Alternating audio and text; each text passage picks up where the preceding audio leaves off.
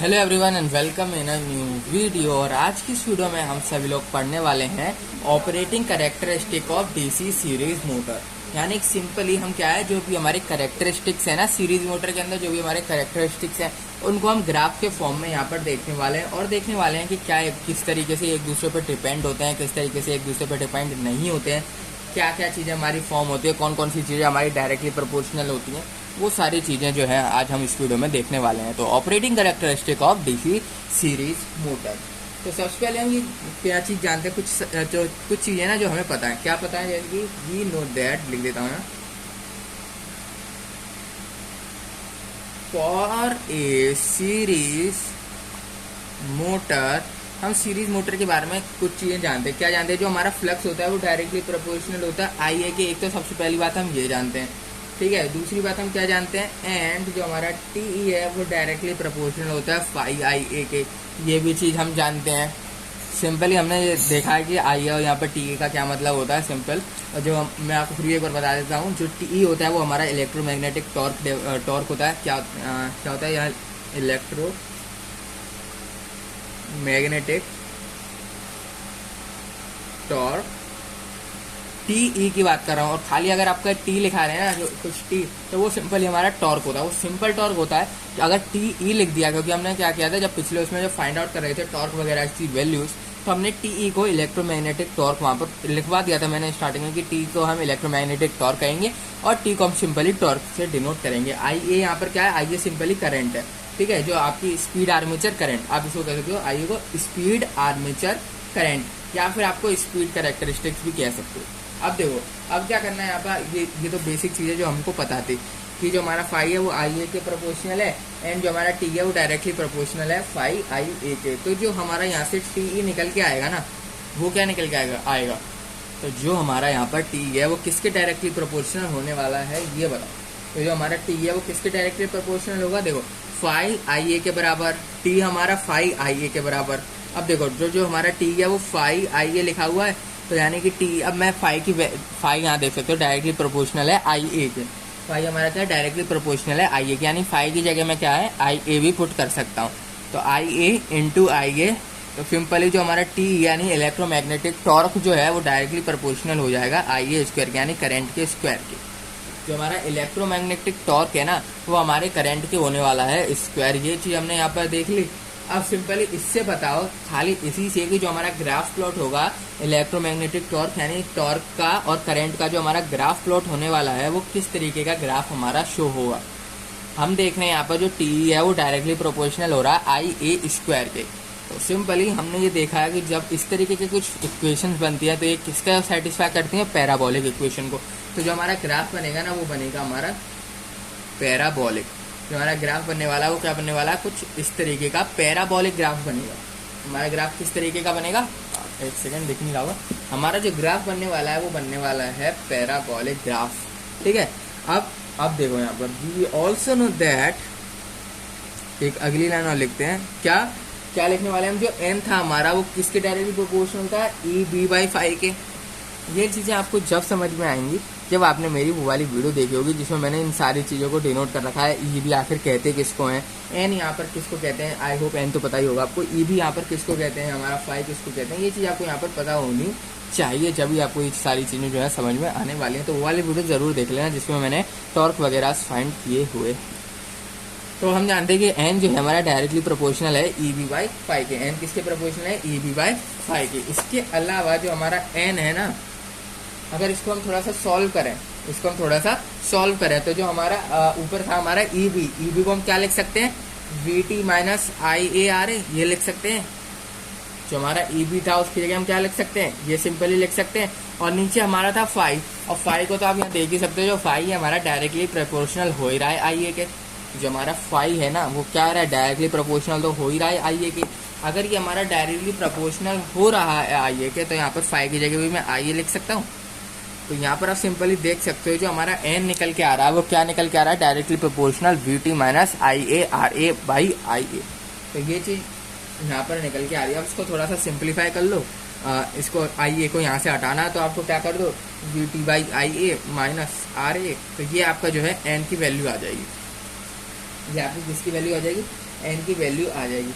अब देखो एन और इनमें एन में और आई ए में, इनमें अगर आप ग्राफ प्लॉट करोगे तो किस तरह का ग्राफ बनना है वो बताओ। जो हमारा स्टार्टिंग वाला था, जब हमने देखा था, जब हम क्या कर रहे थे, टॉर्क में और करंट में ग्राफ फाइंड आउट कर रहे थे, तो हमारा वो पैराबोलिक बनना था। इसमें बताओ इसमें क्या ग्राफ बनने वाला है, कमेंट में बताना, कमेंट सेक्शन में कि आपने, मैं देखूंगा कि आपने सही बताया कि नहीं बताया। तो सिंपली इस इक्वेशन को देख के हमें साफ दिख रहा है कि ये क्या कर रहा है, एक रेक्टेंगुलर हाइपरबोलिक, याद रखना ये पैराबोलिक कहीं से नहीं दिख रहा, ठीक है, पैराबोलिक लिख देते हैं, पैराबोलिक नहीं है ये, क्या है, एक तरीके का रेक्टेंगुलर हाइपरबोलिक, क्या है, रेक्टेंगुलर हाइपरबोलिक। अब रेक्टेंगुलर हाइपरबोलिक दिखता कैसा, वो सिंपली कुछ इस तरीके से दिखता है, ठीक है। रेक्टेंगुलर हाइपरबोलिक का ग्राफ किस तरीके से आपका प्लॉट होता है, किस तरीके से दिखता है, इस तरीके से आपका दिखता है रेक्टेंगुलर हाइपरबोलिक। अब ये जो चीज हम देख रहे हैं किसमें देख रहे हैं, सिंपली देखो एन तो यहाँ पर हमारा स्पीड है, यानी कितनी तेजी से आपका वो घूम रहा है, रोटर कितनी तेजी से घूम रहा है। तो ये जो ग्राफ आपका प्लॉट हुआ है ना, ये सिंपली स्पीड और टॉर्क के बीच में फॉर्म हुआ है, स्पीड और टॉर्क के बीच में फॉर्म हुआ है। इसके बाद ना एक ग्राफ आपका जो है, और यहाँ पर देखो, अब इतनी सारी चीजें समझने के बाद ना एक चीज और आती है, वो कहलाती है हमारी सीरीज मोटर में, यहाँ लिखता हूँ फॉर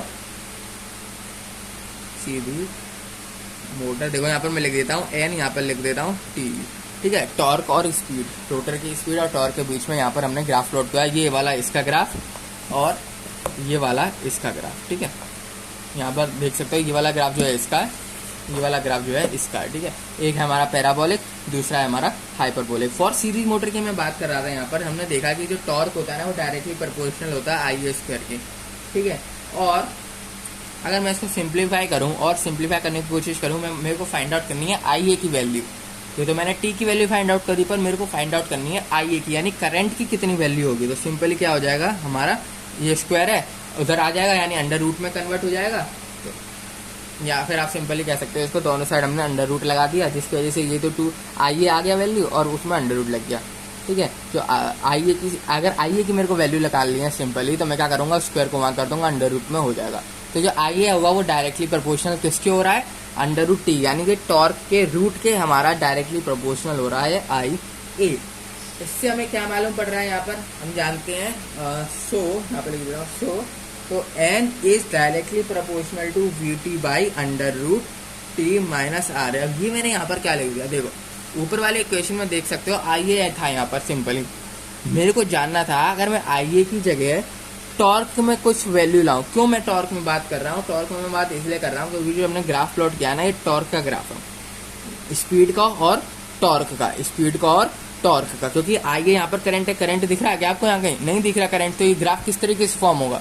ये तो मैंने इक्वेशन देखी, तो ये तो मेरे को पता चला कि एक रेक्टेंगुलर हाइपरबोलिक का ग्राफ बनना है, तो कुछ इस तरीके से बनेगा। पर जो इसके पैरामीटर्स होंगे, कोऑर्डिनेट होंगे, हम किन किन के बीच में करेंगे वो कैसे पता चलेगा मेरे को, क्योंकि करंट तो यहाँ आएगा नहीं। नीचे क्या आता है, हमेशा टॉर्क आता है, ये तो हमें पता ही है, हमने पिछला वाला जो ग्राफ बनाया था उसमें भी नीचे टॉर्क लिखा था। ऊपर आता है हमारी स्पीड, एन तो ऊपर आ गया, पर यहाँ करंट आ नहीं सकता, टॉर्क ही आएगा। तो मेरे को क्या करना पड़ेगा, आई ए को कन्वर्ट करना पड़ेगा टॉर्क में। और हम जानते हैं कि हमारा जो आई ए टॉर्क होता है वो आई ए के स्क्वायर के बराबर होता है। तो आई ए की मैं यहाँ से सिंपली वैल्यू निकाल दूंगा, और वो वैल्यू मैं क्या कर दूंगा, यहाँ पर पुट कर दूंगा, जिससे मेरा ये ग्राफ सेटिस्फाई हो जाएगा एन और टीई के बीच में, यानी टॉर्क में और स्पीड में हमारा क्या निकल आएगा, यहाँ पर ग्राफ फॉर्म हो जाएगा।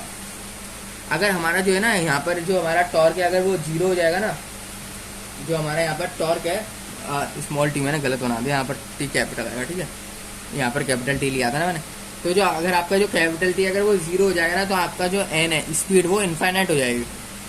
देखो समझ नहीं, देखो डिनोमिनेटर में आ गया जीरो, तो हमारी जो वैल्यू ऑफकोर्स इनफाइनाइट हो गई। अगर डिनोमिनेटर में जीरो आ गया तो वैल्यू क्या होगी हमारी, इनफाइनाइट। और अगर हमारा टॉर्क इनफाइनाइट होगा तो एन की वैल्यू जीरो हो जाएगी। ये इनफाइनाइट हो गया तो क्या होगी, ऊपर जितना बड़ा डिनोमिनेटर होता जाएगा ऊपर वाली वैल्यू उतनी छोटी होती जाएगी। जितना बड़ा डिनोमिनेटर होगा, ऑफकोर्स सी बात है, डिनोमिनेटर की वैल्यू अगर ज्यादा होती जाएगी तो न्यूमरेटर की वैल्यू क्या हो जाएगी हमारी, कम हो जाएगी। इसलिए अगर टी आपके जीरो होगा तो इनफाइनाइट हो जाएगा आपका स्पीड, और अगर आपका टी इनफाइनाइट है तो आपकी स्पीड जीरो हो जाएगी, ठीक है। अब जो है ना, इसका ओवरऑल ग्राफ मैं आपको बना के दिखा देता हूँ। इसका ओवरऑल ग्राफ आपको दिखेगा कैसे, ठीक है। तो सबसे पहले इस तरीके से फॉर्म होगा। ऊपर जो चीज आएंगी वो हमारी क्या आएगी, स्पीड आएगी। याद रखना स्पीड जो है हमारा जो मोटर है, जनरेटर है, इसकी जो स्पीड होती है ना, जो हमारी स्पीड होती है मोटर की या फिर इवन जनरेटर, वो हम मेजर करते हैं आरपीएम में, ठीक है। याद रखना आरपीएम ही आना चाहिए, अगर आप कोई और लिखते हो तो उसमें मेजर नहीं की जाती है स्पीड को, जनरली हम मेजर करते हैं आरपीएम में। इसके बाद आता है हमारा टॉर्क, जो कि होता है हमारा n-m, ठीक है। तो सिंपल मैंने आपको बताया इसका ग्राफ किस तरीके से जा रहा था, एक तो जा रहा था पैराबोलिक कुछ इस टाइप से, एंड ये जो ग्राफ होगा ये किसका ग्राफ है, ये इस तरीके से जा रहा है, ये सिंपली टॉर्क का ग्राफ है, टॉर्क का ग्राफ है। ये किसका ग्राफ है, टॉर्क का। अब मेरे को बात करनी है स्पीड। तो हमने देखा कि, और देखो एक से नीचे मैंने आर्मेचर लिख दूं, IA या फिर एम्पियर कह सकते हो उसको, करंट को हम एम्पियर में मेजर करने वाले हैं।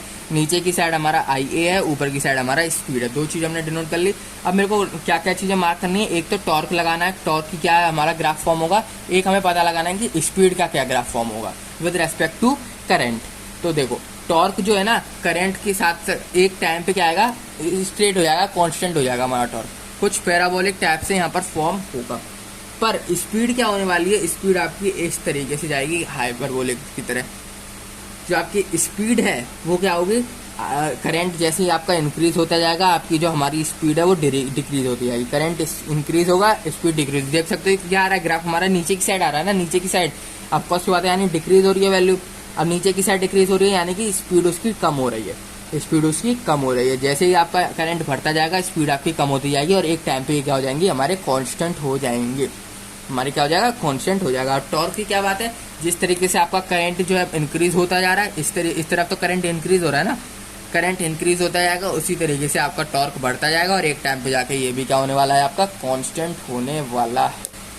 क्या होने वाला है, कांस्टेंट होने वाला है। एक टाइम पे ये भी कांस्टेंट हो जाएगा, और आप देख सकते हो कि स्पीड तो एक टाइम पे नीचे गिरी रही है। तो ये हमारा स्पीड वाला कर्व, ये हमारा टॉर्क वाला कर्व, ठीक है। और जो एक हमने लास्ट में एक क्वेश्चन बनाई थी जब हमने अंडर रूट वाला लिया था ये सारी चीज का, तो इसको भी मैं यहाँ पर लिख देता हूँ। ये हमारा स्पीड जो कि आरपीएम में मेजर करी जाती है, यहाँ पर आएगा टॉर्क, याद रखना TE, ठीक है। तो और टॉर्क कौन सा टॉर्क है, टॉर्क भी तो हमारे कई तरह के होते हैं ना, सिंपल ये लोड टॉर्क है, ठीक है, लोड टॉर्क। ये जनरली पूछा नहीं जाता, आप T लिख दोगे काफ़ी होगा, पर अगर वाई वगैरह में पूछ लेते हैं कभी कभी, जो हमने ग्राफ फॉर्म किया है स्पीड और टॉर्क के बीच में, उसमें जो टॉर्क है वो किस चीज़ का टॉर्क है, कौन सा टॉर्क है, तो आपको बताना पड़ेगा ये हमारा जो है लोड टॉर्क है। क्या टॉर्क है, लोड टॉर्क है, ठीक है। तो ये सिंपली कैरेक्टरिस्टिक बता रहा है स्पीड और टॉर्क के बीच, किसमें से सिंपली बता रहा है, DC series motor DC series motor के अंदर जो हमारा स्पीड और टॉर्क है उनके बीच का रिलेशन बता रहा है ये, जो कि कुछ इस तरीके से जाएगा। किस तरीके से जा रहा है, इस तरीके से, यानी कि एक क्या आता है, रेक्टेंगुलर हाइपरबोलिक की तरह। जो ऊपर वाला कर्व है वो सिंपली किस चीज़ का कर्व है हमारा, वो है हमारा n, यानी कि स्पीड और करंट के बीच का, स्पीड और करंट के बीच का, ये हमारा किसका है, स्पीड और टॉर्क के बीच का कर्व, ठीक है। तो ये हमने बात कर ली characteristic of DC series motor. Series motor के अंदर किस तरीके से आपकी कैरेक्टरिस्टिक्स होंगी ना, वो सब हमने इस वीडियो में देख लिया। तो इस वीडियो में इतना ही, मिलता है आप सभी लोगों से नेक्स्ट वीडियो में।